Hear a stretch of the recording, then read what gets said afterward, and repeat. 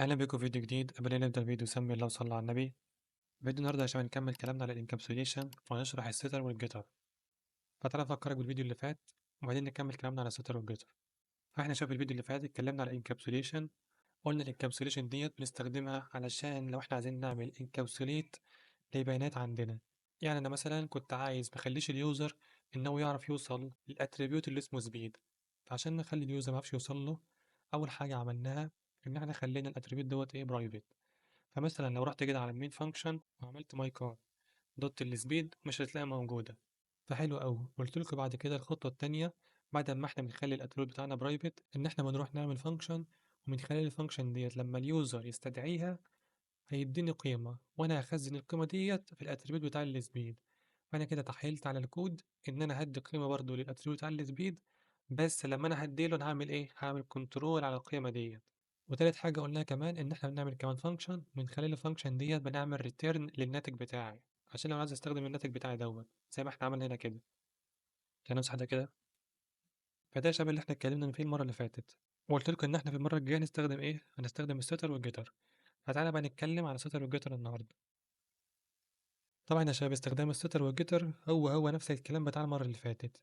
يعني إحنا هنستخدم الست علشان نحط قيمة للأتريبيوت بتاع السبيد، وهنستخدم الجيت علشان إيه؟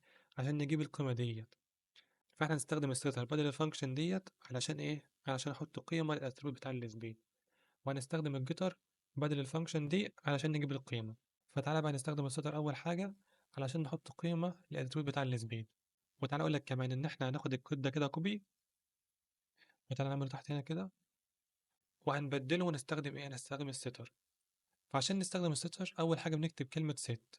فتعالى نشيل كلمة void ونكتب كلمة set. فزي ما انتم شايفين اول لما انا كتبت كلمه ست البرنامج بيتعرف عليها، يبقى دلوقتي البرنامج عارف ان الفانكشن دي هتكون ستر. وتاني حاجه لما بنستخدم الستر لازم الاسم بتاعها يكون نفس اسم الاتريبيوت اللي انت عامله برايفت. فتعالى ناخد كده الاتريبيوت دوت كوبي ونحطه هنا كده، وتعالى نشيل الاندرسكول ديت. فزي ما انتم شايفين يا شباب احنا كده استخدمنا الستر. طبعا ما عملناش اي اختلاف غير ان احنا كتبنا كلمه ست وحطينا اسم الستر دوت. واسم الستر لازم يكون نفس اسم ايه؟ نفس الاتريبيوت اللي انت عامله برايفت. فاحنا هنا كنا عاملين الاتريبيوت اللي اسمه برايفت، فاحنا خدناه كوبي وحطيناه هنا. وطبعا بقى باقي الكود هو نفس الكود بتاع المره اللي فاتت. فتعالى بقى نمسح ده كده، وتعالى نستخدم الستر. فعشان بقى نستخدم الستر يا شباب مش مضطر بقى ان انا اروح اعمل ماي كار واستدعي الفانكشن بتاعتي. ان انا هعمل ايه؟ انا هعمل ماي كار دوت السبيد بقى. فزي ما انتم شايفين هو متعرف دلوقتي على الاتريبيوت بتاع السبيد. فتعالى نضغط انتر ونديله القيمه بتاعته. فمثلا لو كتبت كلمه 300 زي المره اللي فاتت يعني، فزي ما انتم شايفين ما ادانيش ايرور. حلو قوي. تعالى بقى نمسح ده كده وتعالى نعمل رن ونشوف هيحصل معانا ايه. فزي ما انتم شايفين يا شباب ادينا القيمه 300، لان دي القيمه المحصوره ما بين ال 100 وال 500. فتعالى بقى ندخل قيمه اكبر من 300. هكتب مثلا 600 كده. تعالى نعمل رن. فزي ما انتم شايفين ادينا القيمه الديفولت، نفس الكلام بتاع المره اللي فاتت يعني. ادينا القيمه 500 ليه؟ لان دي القيمه اللي كنت حاططها كديفولت. لو كان دخل لي قيمه اكبر من 500 او اقل من ال 100 فهو هيعمل ايه؟ هياخد القيمه الديفولت. طب لو دخل قيمه بينهم، خلاص يا عم خد القيمه اللي اليوزر دخلها لي وحطها في الاتريبيوت بتاع السبيد.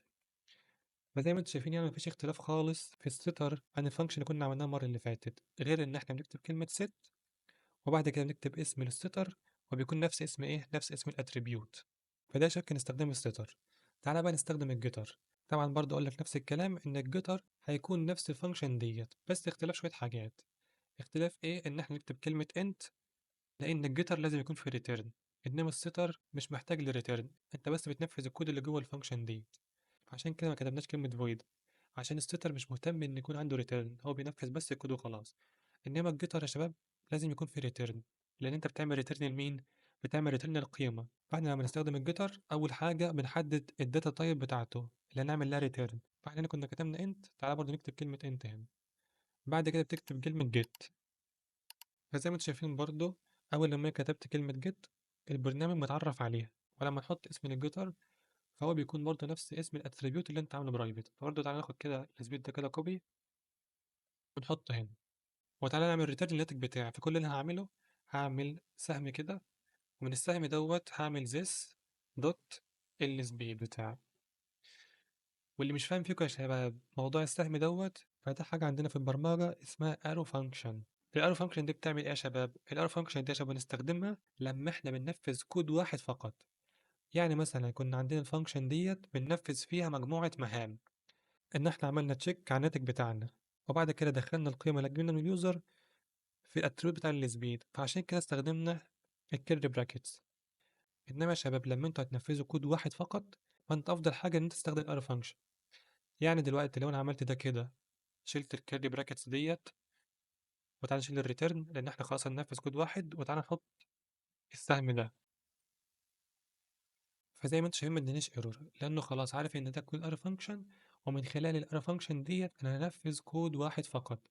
وطبعا ما عملناش كلمه ريتيرن لان الار فانكشن اصلا بتعمل ريتيرن الناتج بتاعي، فانا خلاص مش هعمل كلمه ريتيرن. فعشان كده يا شباب استخدمنا الار فانكشن في الجيتر، لان انت هتنفذ كود واحد فقط، هتعمل جيت للناتج بتاعك، مش هتعمل حاجه اكتر من كده. فاحسن حاجه ان انت تستخدم الارو فانكشن. فتعالى بقى كده نروح على المين فانكشن، وبعد بقى كنا بنعمل برنت للفانكشن بتاعتنا اللي هي برنت الفاليو. كل اللي انا هعمل برنت لمين؟ هعمل برنت للسبيد بقى بتاعي. فزي ما انتم شايفين متعرف على السبيد، فلما اعمل كده كلمة سبيد وتعالى نعمل ران،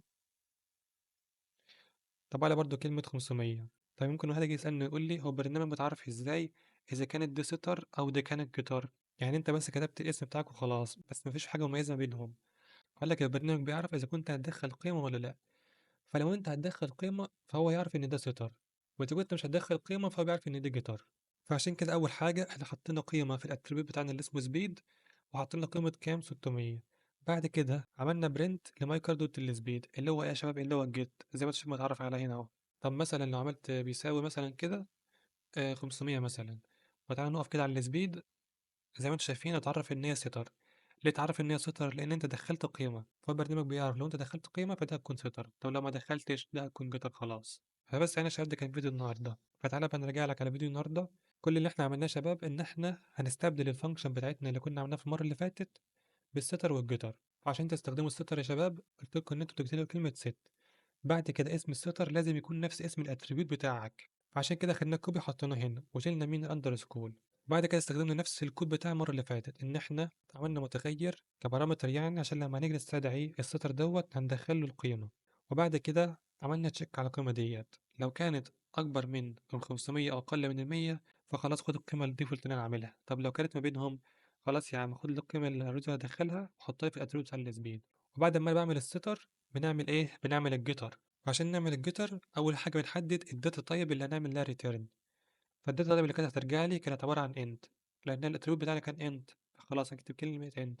وبعد كده اكتب كلمه جيت، بعد ما نكتب كلمه جيت ونكتب اسم الجيتر، وزي ما قلت لكم لازم يكون نفس الاسم بتاع مين؟ بتاع الاتريبيوت بتاعي. وبعد كده استخدمنا الارو فانكشن اللي استخدمناها لان احنا هننفذ حاجه واحده فقط. لو كنا هنستخدم اكتر من حاجه فهنحط ايه؟ هنحط الكيرلي براكت زي هنا كده دي، انما احنا هنا مش محتاجين فقط ان احنا غير نعمل ريتيرن الناتج بتاعنا. فعشان كده استخدمنا مين؟ استخدمنا الارو فانكشن، وعملنا بقى ريتيرن للاتريبيوت بتاعنا اللي اسمه سبيد. فلما رحنا بقى هنا المين فانكشن حطينا قيمه في الاتريبيوت بتاع السبيد، فالبرنامج اتعرف ان هي ستر. ليه اتعرف ان ده ستر؟ لان انت دخلت قيمه زي ما انتم شايفين كده.